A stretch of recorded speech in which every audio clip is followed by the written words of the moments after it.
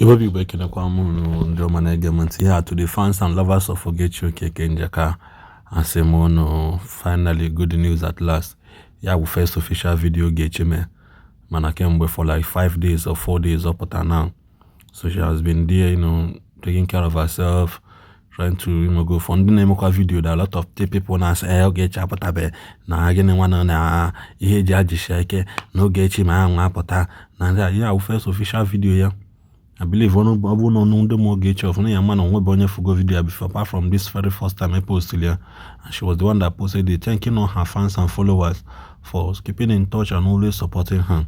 And I forgot, so when they made video na say no Ogechi makwana case Ogechi no tala akpu no nwere ndị short ili no nwere nke menka no nwere nke monko. I told you people, keep your hand crossed, keep your ears on the ground, and always on your notification at this channel, because now Ogechi Okeke, she says she's going to address the issue. She's going to make her own view and do no from the horse's mouth. Kanyani hesi weje and I can't na arrest. So you no don't take it to heart, because now if they happen like that now, names will be called, and don't feel offended and don't feel surprised. Like a lot of us, we are not surprised because of the names here put there.